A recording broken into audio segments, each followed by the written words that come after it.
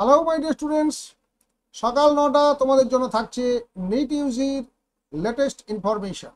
তোমরা জানো 9 তারিখ অর্থাৎ গতকাল মধ্যপ্রদেশ হাইকোর্টে শুনানির ডেট ছিল, যেখানে 75 জন ছাত্রছাত্রী একটা রিট পিটিশন করেছিল কোর্টে যে তারা ইনসাফিসিয়েন্ট লাইটের জন্য পরীক্ষাটা ঠিকঠাক দিতে পারে।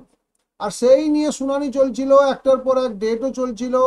পরীক্ষার রেজাল্ট রয়েছে 14 তারিখ, তাই এনটিএর তরফ থেকে বারংবার জানানো হয়েছিল তাদের রেজাল্টটা যেন ঠিকঠাক সময়ে প্রকাশ করতে পারে, সেই অনুমতিটুকু কোর্ট দিক।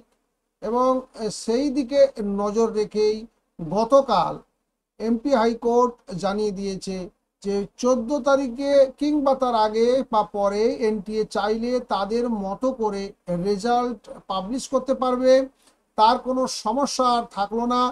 কিন্তু যে 75 জন এফেক্টেড হয়েছিল ইনসাফিসিয়েন্ট লাইটের কারণে, তাদের রেজাল্ট কিন্তু উইথহেল্ড থাকবে বা তাদের রেজাল্টটা বাদ দিয়ে বাকিদের রেজাল্ট প্রকাশ করতে পারবে এনটিএ।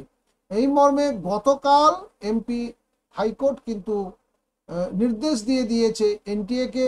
আর সেই 75 জন ছাত্রছাত্রী যারা আবেদন করেছিল কোর্টের কাছে, তাদের ভাগ্য নির্ধারিত হবে পরবর্তী শুনানিতে। অতএব নিটের বা এনটিএর তরফে কিন্তু আর কোনো সমস্যা থাকলো না 14 তারিখে তাদের রেজাল্ট পাবলিশ করার ক্ষেত্রে।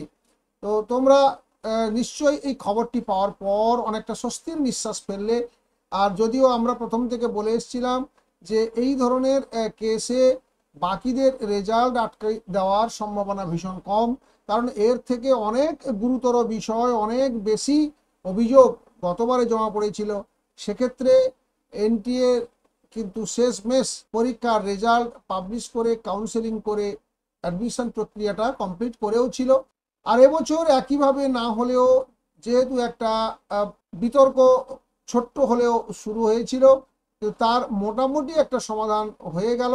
বাকি যে 75 জন থাকলো তাদের রেজাল্ট পরবর্তীতে কি করে সেটাও তোমাদেরকে আমরা টাইম টু টাইম জানিয়ে দেবো, বা যেভাবে নির্দেশ আসবে আমরা জানিয়ে দেবো। আপাতত আপডেটটি এখানেই শেষ করছি। আর তোমাদের যদি নিজস্ব কোনো মতামত থাকে অবশ্যই কমেন্ট বক্সে লিখে জানাবে। আর সেই সঙ্গে জানিয়ে রাখি, আমাদের চ্যানেলে যারা নতুন তারা চ্যানেলটিকে সাবস্ক্রাইব করতে ভুলবে না, পাশে থাকা বেল আইকনে ক্লিক করে অল নোটিফিকেশন অন করে নেবে। ভালো থেকো, সুস্থ থেকো, দেখা হচ্ছে নেক্সট ভিডিওতে। Thank you.